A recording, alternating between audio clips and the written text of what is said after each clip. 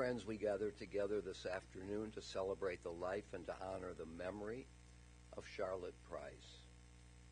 Charlotte's family so very much appreciates your presence here with them this afternoon. At times like this in our lives, we all know how important it is to be surrounded by friends and by people who are putting their arms around the family and comforting them at this difficult time. So thank you very much for being here. Adonai ma'adam v'teda ehu ben enosh v'tchashvehu. O Lord, what are we that you have regard for us? What are we that you are mindful of us? We are like a breath, our days are like a passing shadow. We come and we go like grass, which in the morning shoots up renewed, in the evening it fades and it withers. You cause us to turn to dust, saying, return, you mortal creatures. Would that we were wise, that we understood whither we are going. For when we die, we carry nothing away. Our glory does not accompany us. Mark the wholehearted and behold the upright. They shall have peace. When we take a casual look at the 150 Psalms in the Bible, 150 poems, the order seems to be random, and in part it is. But there are moments during this adventure through the Psalms where we see that the editor understood very well what psalm belongs in what place. Take a look at the last psalm at your leisure, and you'll see what I mean about an ending. I'm about to read Psalm 1, which I think we can understand as kind of a summary, a kind of distillation of the message of the entire book of Psalms, which is well described in the very first word, ashrei. Ashrei, which means happiness, and it's in an intensive form. And this is what the psalmist means to teach us throughout the traverse of these poems. I'm going to read Psalm 1 to you, and you'll see that the psalmist has a view of the components of a happy life. Happy are those who have not followed the counsel of the wicked, or taken the path of sinners, or joined the company of the insolent. Rather, the teaching of God is their delight, and they study that teaching day and night. They are like a tree planted beside streams of water that yields its fruit in its season, whose foliage never fades, and whose fruit always flourishes. There are two ways in which a piece of art can gain fame, either by having a good PR person or by the content of that work of art itself. The 23rd Psalm is both. Among the messages of the 23rd Psalm is what I like to call the heroism of the poet, who is willing to face the challenges, the problems, the pains that life often presents to us, and the poet presents this without flinching. But the poet does not allow that recognition to lead to pessimism or cynicism. The psalm, in fact, gives us evidence of the elements of an optimistically lived life, while also acknowledging the difficult realities. Join me if you know this psalm. The Lord is my shepherd, I shall not want. He maketh me to lie down in green pastures. He leadeth me beside the still waters. He restoreth my soul. He guideth me in straight paths for his name's sake. Yea, though I walk through the valley of the shadow of death, I will fear no evil, for thou art with me. Thy rod and thy staff, they comfort me. Thou preparest a table before me in the presence of mine enemies. Thou hast anointed my head with oil, my cup runneth over. Surely goodness and mercy shall follow me all the days of my life, and I shall dwell in the house of the Lord Kohelet, the author of the biblical book of Ecclesiastes, reminds us in, again, a famous passage, that for everything there is a season, a time for every experience under the heavens, a time to be born and a time to die, a time to plant and a time to uproot what is planted, a time to tear down and a time to build up, a time to weep and a time to laugh, a time to grieve and a time to dance, a time to throw stones and a time to gather stones, a time to embrace and a time to refrain from embracing, a time to seek and a time to lose, a time to keep and a time to discard, a time to tear and a time to sow, a time to keep silence and a time to speak. Charlotte Price died this past Sunday morning at the age of 96. She lived a long life, and she lived it vigorously. We will miss her. Charlotte was born in Cleveland and graduated from Cleveland Heights High School. From there, she went on to receive her bachelor's degree from the Ohio State University. Later in her life, she earned a master's degree from the Cleveland College of Jewish Studies. Now, these facts already tell us something important about Charlotte, that she was a lifelong learner who took the task and the privilege of attaining knowledge and perhaps of wisdom with deep seriousness. And she did this by both learning and teaching at Temple Emmanuel and at the United Jewish Religious School. She was also a frequent volunteer at the Agnon School and at the College of Jewish Studies. Charlotte was also a successful businesswoman. Her father had founded a furniture business, the Stork Baby Furniture Company, located in Cleveland's West Side in the 1930s, and at which Charlotte worked for a period of time. When her father died, Charlotte took over the co-ownership of the business, and according to her family, she took the business into new directions. And when the business faced difficulties and challenges, as most businesses do, Charlotte was steadfast and determined to carry on. She was indeed a woman who was not to be deterred. And along the way, Charlotte and her daughter Miriam opened another store, Stork's Baby, now on the east side, which they ran together for 10 years. In addition, Charlotte was a lifelong devotee of chamber music and a long time and active member of the Cleveland Chamber Music Society's board of directors.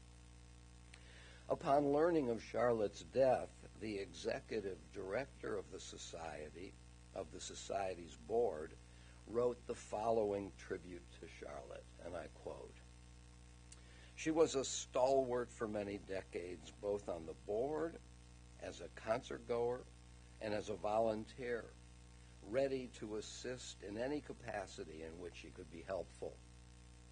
For many years, Charlotte was the friendly, welcoming face of CCMS as a greeter to friends and newcomers at our concerts," end quote. Now, when I met with Charlotte's 3 children last night, one of the first things I asked them was to tell me about who Charlotte the person was. What, I inquired, were her most noteworthy attributes. With that, they proceeded to come forth through intermittent laughter with several of her traits. She was, they said, independent, strong, devoted, very bright, and a person with strong opinions. And I was told something that did not surprise me at all, that she was an avid reader who regularly read 2 or 3 books a week, and that her name was often on waiting lists at the library for books that she wanted to read. And then her children told me, again with laughter, the following thing about their mother, and I'm going to try to quote them verbatim. Our mother, they said, had her own way of doing things, and that indeed she had a PhD in micromanaging. I had never heard a person of determination and clarity about her own convictions described in just that way. But in addition to that hilarious and telling characterization, her family quickly added, and I quote again, that our mother was a person of warmth, wisdom, and with a deep love of learning, end quote. Moreover, Judaism and her Jewish identity meant a great deal to Charlotte, a passion which deepened throughout the years. I myself had seen this, as well as her thirst for learning and her personal warmth, many times over the years. She and I studied Torah together with many others, most Shabbat mornings, and during those sessions I could see her keen concentration and her passion for knowledge. And when she was no longer able to get to the temple for Torah study, she would watch our discussions on our live stream channel. And when perchance the live stream feed wasn't working from time to time, Charlotte was the first one to call the temple and to ask why. Indeed, you didn't mess with Charlotte's passion for learning without hearing from her. And for that reason, and for her warmth and friendship, I loved her very much. Charlotte is survived by her children, Rochelle, Miriam, and Danny, by her sons-in-law, Stephen Paul, and her daughter-in-law, Bonnie, by her grandchildren, Leah and Robbie, Joey and Joey's fiancé, Alex, and by Alana, Josh, and Sarah. She is also survived by her nieces and nephews, Hannah, Lee, Franna, Paul, and Jeff, and by her sister-in-law, Cheryl. Charlotte was predeceased by her parents, Frank and Leah, by her husband, Joe, and by her brother, Nelson. Charlotte Price lived a long and a richly lived life. She raised 3 fine children, was a successful businesswoman, pursued lifelong learning with energy and with purpose well into her 90s.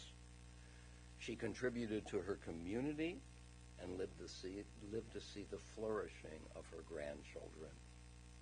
Those who admired and loved her will never forget her. Zichrona livracha, her memory will always be our blessing. Amen. I now want to call on Charlotte's 3 children who will reflect on the life, the qualities, the accomplishments of their mother, Rochelle, Miriam, and Danny.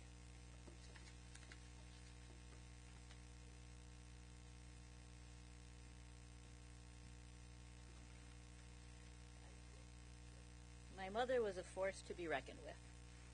She was widowed at 48 when we were 17, 15, and 13.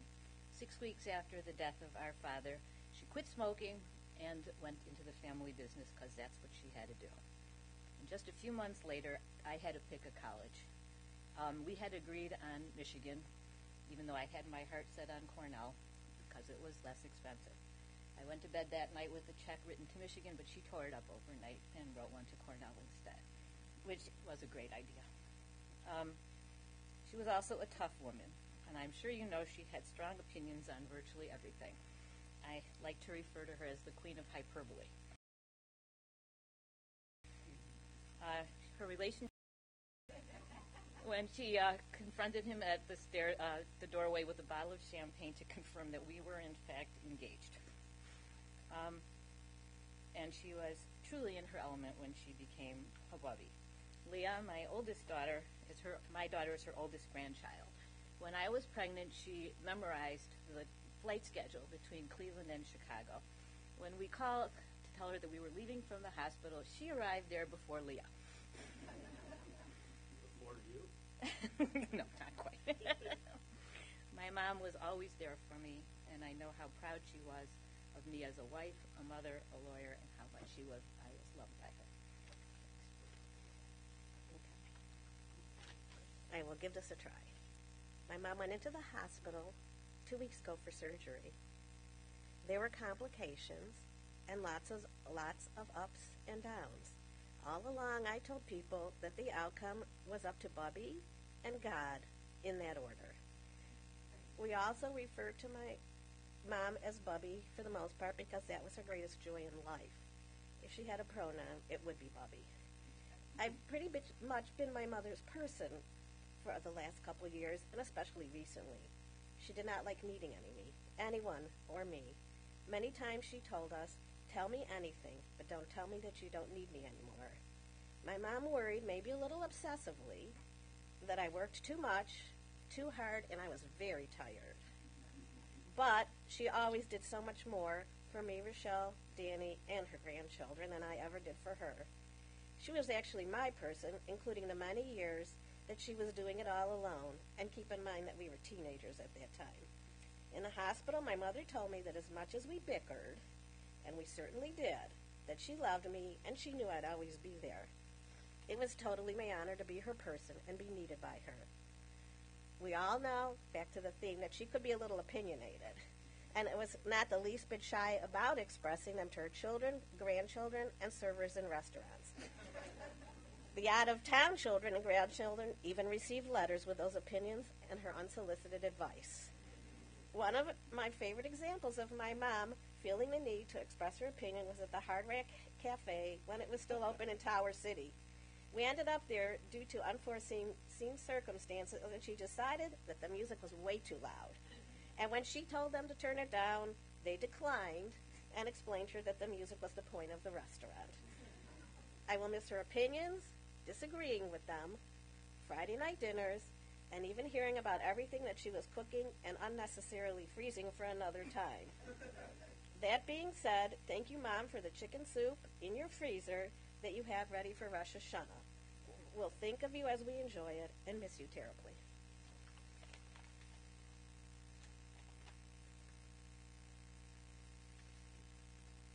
So, how long would it take to summarize a 96-year life and a 63-year mother-son relationship? Well, the unabridged version would be 7 hours, 21 minutes, and 33 seconds. But I'm going to skip the whole mother-son part. That's kind of personal. And I'm going to focus on one event. And strangely, it happened after my mom's passing. Last night, members of the family gathered coming in from out of town at my sister's house. And we brought in food from Tommy's, her favorite restaurant. So, we all got milkshakes. And one of my mom's greatest love was frozen dairy desserts. And also, it sort of brought up one of the conflicts was when two of her great loves, family and Judaism, conflicted. We would go to Tommy's Passover after the Seder, but we would only have kosher for Passover foods. So my mom didn't approve, but eventually she let us bring her home a milkshake. And then, when she could, she finally came with us. So, the whole family together last night, her kids, her nieces, her nephews, our husbands and wives, Barbara the doggie. That was what it was all about for her, those events that, when she was younger and could hear, she would be an active participant. But as she got older, she would sit there with a happy smile on the face, just enjoying the chaos that is my family when we get together, and looking with all of us with these cow eyes that just drove us crazy. So that was my mom, family and taking care of them. Passover, that was her Super Bowl. You know, we would all gather on Passover, Shabbat dinners. You know, if you were in town, if you were home, you were expected to be there. And also, it reflected the tendency that we talked about, sort of living life on her terms, that nobody who was allowed in the kitchen, you know, only immediate family, no stacking of plates, food had to be brought in before the dishes had to be washed before the dessert. So that was my mom, living her life on her terms. But you can't live your life on your terms without people helping you. And that was Miriam. Rochelle lives in Chicago. I live in Western Massachusetts. As Miriam said, she was my mom's person. Without her, she would not have been able to stay in her apartment, living on her own, till the end, till she went into the hospital. So for that, we owe Miriam a debt of gratitude. No, you don't. Oh, yeah. No, you do not. And then later, when Rochelle retired, she became sort of her personal assistant, looking at her medical chart online and making appointments. And I did my job being her favorite child as best as I could. So that's my mom, and I will miss her. Okay, we're done.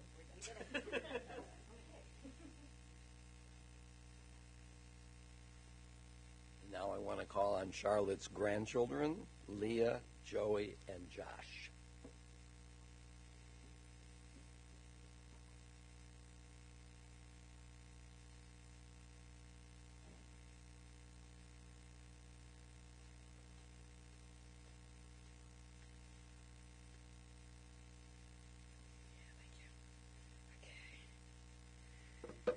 All right. Hi, everyone. I'm Leah, my Bubby's oldest grandchild. She reminded me that I made her a grandmother, so that's pretty cool. Sorry, guys. So when I was around 8 or 9, I found a binder in my parents' basement, and I filled it with a bunch of blank pages, and I decorated the cover, and I wrote Bubby's memory book on it, and I gave it to her to fill with all of her stories. Because at her core, she was a storyteller and a lover of stories. You heard about her love of reading. I don't know if there's a way to count how many books she read in her lifetime, but would probably put us all to shame. But she also loved to tell stories, either her stories from her past, wild family stories, or she would read to us and tell us stories that she just got to experience secondhand. Whenever we'd come over younger, she would have the latest young adult fiction for us to read. She would read us stories. There was a period where she was reading Little Women to Alana and me. And then as we got older, she would send us book recommendations, articles. She was always, whenever we were in her presence, it was always surrounded by stories and talking about, things that happened when our parents were growing up. And I think in a way, all of her grandchildren have grown up to become storytellers, lovers of stories. I myself am a writer and a performer, and I know that is in large part thanks to my Bubby. The last time I talked to her was a couple weeks ago. She called on my first wedding anniversary to wish me luck and to tell me how proud she was. And she reminded me, she asked if I still remembered my thesis that I wrote for grad school 5 years ago. I wrote a script about a bat mitzvah, and she reminded me about how much she loved that. And she asked if I remembered her memory book that I gave her, and I said, of course. And she said, well, next time you're in town, make sure you come get it because it's completely filled up. So I'm very grateful to my younger self for making that because I'm going to miss her stories a lot.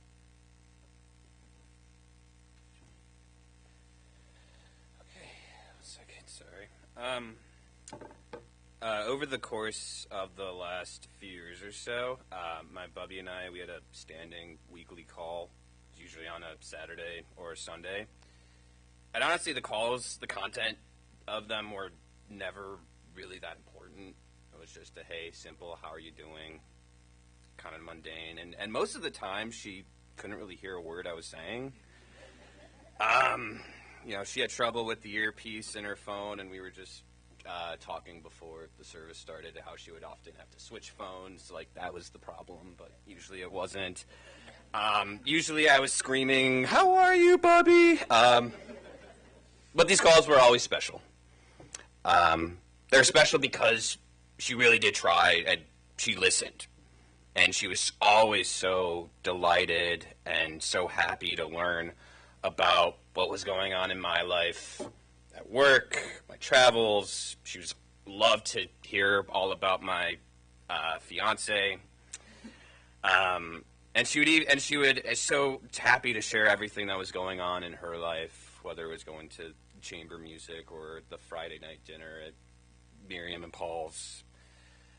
She was so happy. And through the phone, you could hear both her trademark laugh that we all know, that cackle, as well as that smile that you'd hear. And she'd end every call and would say, every time, she would just say, "Thank you for calling." Just that, simple. But it really just showed how she remained so constantly devoted to her family, to her loved ones, and she cared about all of us deeply, and we all did too. So I'm going to truly miss the sound just of her voice, as well as that trademark smile.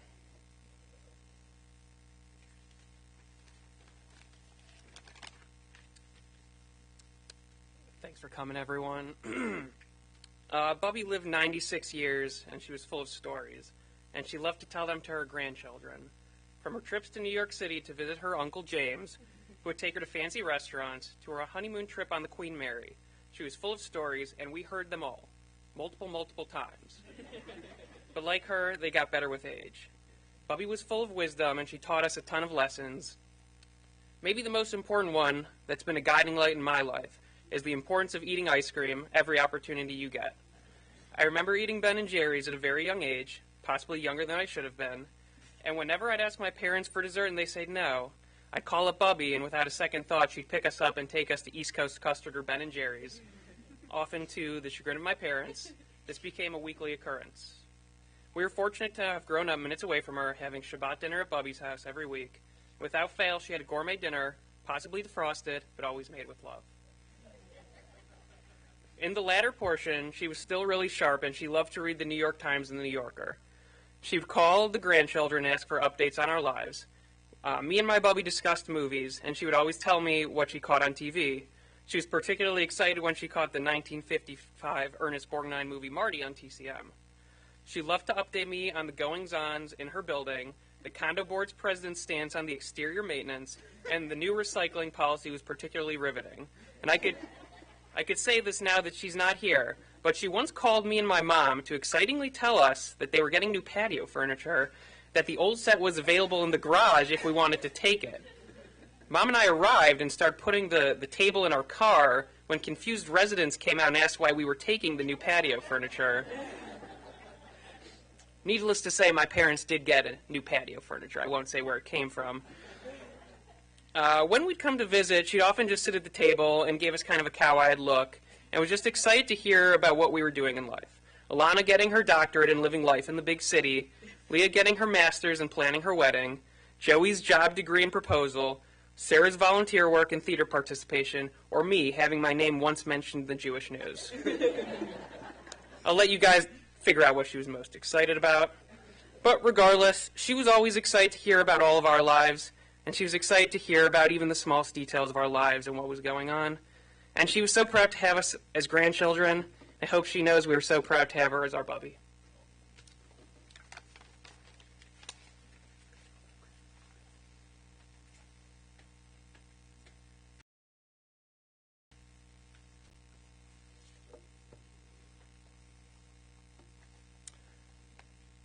I often feel that when we have heard from family members about the deceased, children and grandchildren, that we certainly learn a great deal about that person, both from what is verbally articulated and those nonverbal elements as well, convey a powerful message.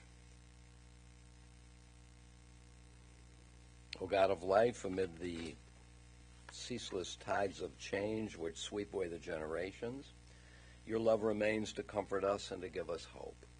Around us are life and death, decay and renewal, the flowing rhythm that all things obey. Our life is a dance to a song that we cannot hear. Its melody courses through us for a little while, then it seems to cease. Whence the melody, and whither does it go? In darkness as in light, we turn to you, the source of life and the answer to all of life's mysteries. As you are able, I invite you to rise now for the El Mole Rachamim. El Mole Rachamim Shochem Bam Romim Hamtzei Menucha Nechona Tachat Kanfei HaShchina Im Kadoshim Utahorim Kazohar Harakia Mazhirim Et Nishmat Esther Bat Leah V'Yisrael Shehalcha La'olama Bala Rachamim Yastirea B'Seder Kanafav La'olamim V'Yitzror B'Tzrach Hayim Et Nishmata Adonai Unachalata V'Tanuaf B'Shalom Al Mishkavav and Omar Amen. Compassionate God, eternal Spirit of the universe, grant perfect rest in your sheltering presence to our beloved Charlotte Price, who has entered eternity. O God of mercy, let her find refuge in the shadow of your wings, and let her soul be bound up in the bond of everlasting life. God is her inheritance. May she rest in peace. And let us say together, Amen. You may be seated. I want to announce that Charlotte's family will be sitting at the home of Paul and Miriam Friedman for 3 days. Today they will be receiving friends from 4 to 8 o'clock this evening with a minyan at 6:30. And tomorrow, Wednesday and Thursday, the same schedule. The family will be receiving from 6:30 to 8:30, and the minyan will be at 7 o'clock. Thank you so much again for being here. Your presence has inestimable impact on the family. Our service will continue now at graveside at the Beit Olam